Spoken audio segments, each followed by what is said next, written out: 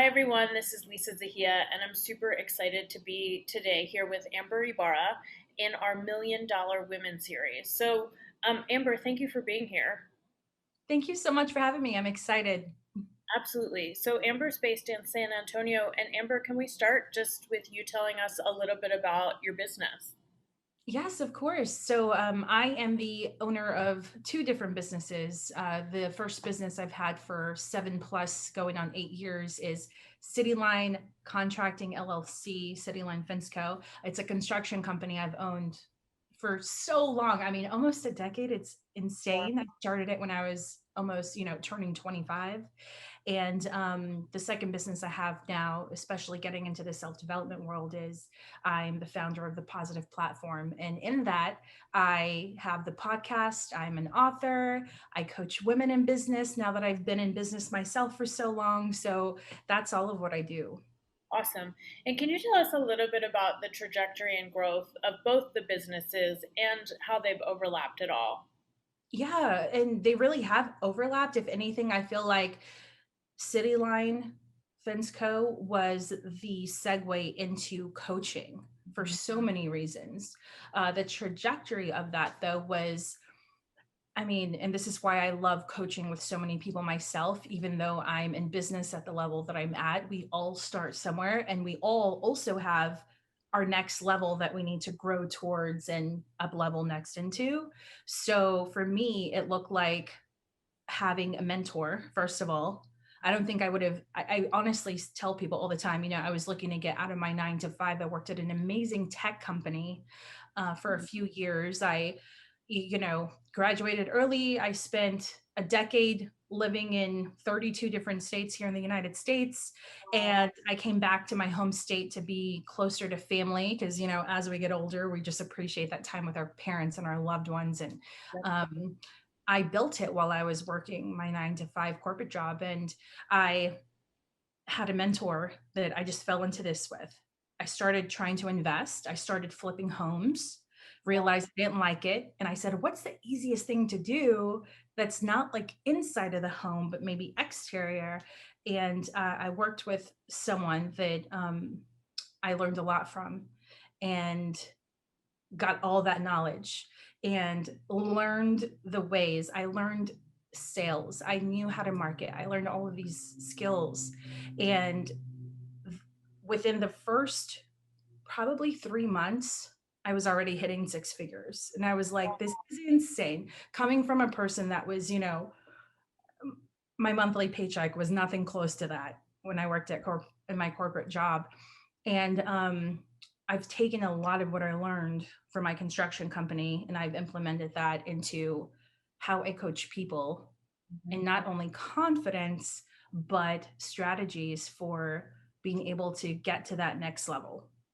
Awesome. In short. I love that. So, I actually, this is just personal curiosity, like what do you do, or do you find any challenges being a woman in the construction industry? Yes and no. I feel like you're always going to have those obstacles, especially because a lot of the time I've worked with kind of higher end commercial jobs where, we've built things for Marriott and other really big companies. And, I'm the person going in. And again, keep in mind, I started this when I was 25. So you have someone that's under 30 coming in to present these major contracts. And so, yes, in that sense, like age, gender, sometimes, ethnicity, sometimes, but I never really looked at it that way. I always came in, I know what I'm doing. I have the ratings and reviews to prove that my work is good. And I have an amazing team of people that know how to get us from what you're looking for to completing what you want. And because I was so solid in knowing that we could execute that, I mean, people have asked me before, like, hey, do you feel like you were ever, had this conflict with your gender or age or anything? And it's like, yes and no. Some people will look at you and say, you're too young to do this, or who do you think you are asking for $100,000 contract, or things like that. But when you present that confidence and you have the proof that you know how to execute it, I mean, I just keep rolling with it. On to the next. If you don't feel like I can execute it, well, then there's someone out there that knows that I can, and that's my client. I love it. Also, Amber, just that's badass. I was Thanks. like, yes, yes. So Yeah. tell me what you love about both your businesses. Like, where's the passion for you in the businesses? That's a great question. I mean, the passion is just in when we go down many, many deeper levels. It's more, it used to be financial security. You know, I grew up in a very humble home, and it used to be I want to take care of my parents and I want to live a decent life and do things I want to do and travel and see the world. And then once I was able to do that, it became more of what is going, when I wake up in the morning, what's going to make me say, hey, no matter if someone wants to file a lawsuit. So, I mean, major crazy things that have happened in my industry. I mean, I've been through, you know, 6-digit lawsuits before that I won. Like I've gone through so all the things with a business in that capacity. And it's always about, why do I keep going? Well, I Yeah. keep going because I love business. I Mhm. love interacting with people, and doing that lets me know more about myself. And it's just that growth process. And so, why I've even transitioned into coaching is because it's taken me 7 years to get there. It's taken me, and I've been through a business divorce before to where I had a great business, but the partnership was failing Mhm. and I lost everything. And I had to build myself back up again from nothing. Well, not from nothing. Obviously, I had the knowledge and skills and things, but um, do that all over again and by myself. And then that empowered me. And it's like, what a beautiful process that we don't understand in the moment. Yeah. But then we're able to transition into this like light of, wow, if I'm capable of that, like what else am I capable of? And so that's my thing. It's like we're forever evolving. I want to keep growing. What does the next thing look like? Even though I say it's so important to appreciate where you are now. Yeah. So many of us get caught up in, I want to be a 5-figure company. I want to make 6 figures. I want to make 7 figures. And it's like, understand that's never going to stop. Because if you're a passionate, amazing person like us that you want to keep growing and you want a next level, amazing. But stop and appreciate where you come so far. And Mhm. I think that helps so much in transitioning into, okay, let's reassess. Where can I work on my strategy, on showing up for people, on customer service, on all those things so that I could get to the next level? Awesome. I love that. So you touched on some of the challenges. What have been some of the big challenges you've faced in your business? Big challenges. So, specifically for my construction company, I would say where I've gotten stuck in the past was that I've had processes and things that I've done that worked so good that Mhm. I stayed there a little too long. Yes. And stepping out of that was kind of scary because I'm like, well, I'm already making like really great money. I'm like comfortable. I have a great crew, like we're a team. And so I stayed there for a few years and then I realized like I could be doing bigger, you know? And if only I realized that sooner. And so to me, that was the challenge is even right now, while some things are working, or the fact that my business is still even running, both of my businesses are still even running through COVID Yeah. and now past it, it's like, okay, but what could I do better? So that's the challenge I have. And that's why I seek out coaching myself, is because I need to get out of my own mind. Mhm. I know it's working for me, great, but how else am I supposed to know how to get to that next level if I don't seek out the people that have the knowledge to help me get to that next point? Yep. So that's my challenge. I love that. And that constant growth. Like we're Yeah, not necessarily seeking the outcome. I find this about myself. We're actually seeking the growth. 100%. Yeah. Awesome. And Yeah. to your other point, I just heard a Barbara Corcoran quote where she's like, you're not in business until you've been sued." Yes. Been there. Oh gosh, been there. Oh my gosh. Yeah. It's almost It's you're a like, hard one. "Ooh," but I it's mean, and it lasts years, and it's a lot of money, and it's a lot of growth. Let me tell you, in a very painful way sometimes, but again, I love that quote. It's so true. I was like, "Well, that makes me feel better." Yes. So let's talk about a little bit about mindset for growth. Mindset, like I'm curious, and this is like with a lot of my clients, Mhm. um, people are always like, "Ooh, $1 million, $1 million," but like it's interesting, I think, and you can speak to this to get somebody to really wrap their head around what that means. Yeah. So as you grew your business and as you work with clients, what are some of the mindset things that came up for you, like as you approach seven figures, celebrating Yeah. that? It's a big deal. It's interesting because, like, when you're in it, you're so used to putting your head down and doing the work that when you reach it, you're kinda like, "Well, finally," Right. But it's like but then to stay in the game is a whole other story. Right. And to get back to your question as far as mindset hacks, I kind of have this I love acronyms, and I like have this amazing acronym of finding peace in your life. You have to have that positive mindset.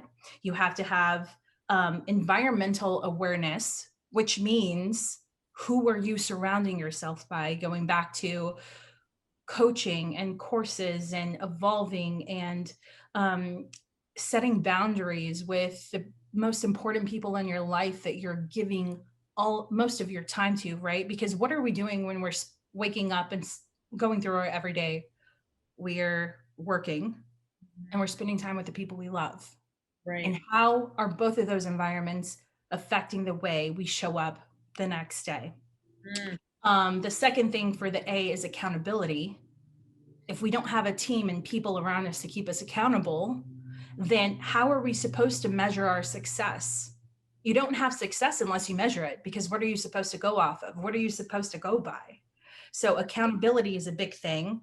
And then the C would be for clarity. mhm. If you don't know where the heck you want to go, then you end up having this like little loop de loop, and you get, sidetracked from all the things you want to do and you're not focused. So get back to focus, get back to clarity. And then the last thing being emotional intelligence, Ooh, big one. because especially if you're in the coaching field, especially if you're trying to make an impact on the world in whatever industry you're in and whatever you're doing, if you can't put yourself in those person's shoes, then how do you expect to make a genuine connection with people? Awesome. I Yeah. love that. Yeah, and I really resonated what you said about like when you hit a big financial goal, it really does feel like finally. Because like to the outside world, people are like, "Congrats!" You're like, "I'm tired." You're like this, and then people are like, "Oh my gosh, how did you do it? It just happened." And you're like, "Gee, for the last decade, did you see what I was doing 8 years ago? Like, this has been a process." Yeah. So yeah, that's my main thing. And also getting clear on your money story. Where is your mindset on money? And that's why me, with like the High Confidence Academy that I have, it's like you people think you could just get straight to the strategy and straight to sales and marketing. And yes, you have to be competent in that. But what is that without knowing how to present it, without knowing how to genuinely connect with people, without having the confidence to? That's the first step. That is the segue into high performance. You cannot be a high performer if you don't have high confidence. Yes. Yeah. I totally agree with that. Yeah, money story is a big deal. Because if you don't clear that, I think it's never going to happen, or Yeah. it's going to be painful. Yeah, and again, like I mentioned before, like coming from humble beginnings, which I love. I'm really happy I was not spoon-fed all the things of Yes. here's the world, have whatever you want. And by the way, no, nothing bad to people who have. If anything, know what you have and use it for your own benefit in a Yeah. positive way. But when you have to work for something, whether it's in a different field, whether you got your whole tuition paid for college and it's like you didn't know what it's like to pay monthly payments for that. Like, you Mhm. have to just sit in that appreciation. And there is going to take a certain amount of work to get anything accomplished. No one can do it for you. Yep. And that should be empowering. It shouldn't be scary. It shouldn't be like, oh my gosh, what's the next obstacle for today?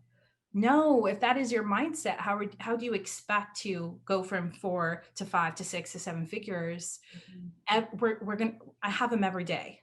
You know, I had to put out fires this morning. We had, busted pipelines. There are all these things going on, and I made sure to slow down. I got intentional with, who do I want to be to have this conversation with you? How can I serve other people? Yeah, And that's what you have to do. You have to stop and check yourself. And in order to do that, you have to have the correct mindset, and you have to be confident in what you're doing. I 100% agree. That's awesome. So Amber, what's next for you? Thanks for asking. I What is next for me? We are launching High Performance Academy October 1st. Awesome. So that's super exciting. And just doing all the things, I'm publishing my second book. Um, my first book came out last October, Awesome. and just working with people to grow and to build confidence so they can, either launch their business or next level in their current business. Awesome. I think even in this short period of time, one thing I'm observing about you is it's like you just continue to take the steps. Like you get the right mindset and then you put your head down and work. And that's how we achieve things. It's not overnight. It's Mhm. not a big bang. It is consistency, 100%. And you would know that. You didn't build everything that you're doing by saying, I think it'd be really cool to have this one interview. No. Yeah. Like, how many times have you showed up that some days, whatever's going on in your life, you didn't feel like doing it, but you showed up anyway? Yeah, and I think the big thing there is like realizing that then when I show up, I feel better because I sit into my center and I realize like my own power and what I do. And if I'd sat and felt sorry for myself, I never would have been able to realize that. I completely agree with that. I love that. It's so true. Same for me. Awesome. So, Amber, this interview is for women that I work with and then published just women in the world who are looking to grow their Yeah. businesses. What do you really want to say to them? What advice do you have? The advice that I would have would be very simple. Stop focusing on everything else that is losing or that is not geared towards anything that you want to be. If you have any kind of distraction, get rid of it. You may have to work extra long hours. You may not be that person that, has the weekends off. Realize that whatever it is that you want to do, you have to be clear in it. You have to not only have the amazing ideas, but take action towards it. Have a good routine. I know that's said over and over again from so many coaches, but guess what? The reason that so many amazing high performers say it is because that is what is getting them to their next level. I do a lot of things like with mind mapping and with goal mapping. And if you actually took a look at where you spend most of your time, would you be proud of that? Mm, So focus where you spend your time. I challenge you to look at your bank account. And if you're telling me that you're so invested in the thing that you're trying to do, but most of your money is going towards going to the bar, going out, doing things that don't help that, then I would say all of it is really going inward. Look at where you're spending your time. Where's your mindset? Are you doing the things that you don't want to do that are hard sometimes? And just put your head down. You don't have to tell the world about it every time. Make a goal, do it for you. Don't do it because you're seeking outside validation. Do it because you know that you're finally following the path that you want to follow so that you can fulfill something in your heart, and then work from there and you'll be successful. amazing. I love that. Yeah, and what I've said to a lot of my clients is if you were your own boss, would you fire yourself? I love that. That's so true. And on the flip side, if like, would you hire you? Yeah. Would you hire you for what you're teaching? Hmm. I love Yeah. a little tough love. You were saying it, and I was like, I know, I know. Yes. I love that. And I think like that doing the assessment of the bank account, the time, like I tell everybody, like your iPhone is tracking what you're doing. You should look at Yeah, exactly. it. Yeah. And I always compare it to a workout. It's like you never, sometimes you just don't want to start it. But when you do and you complete it, you always feel good about yourself. You never finish a workout and say, God, I wish I didn't do that. I just wish I'd sat on the couch and ate that donut.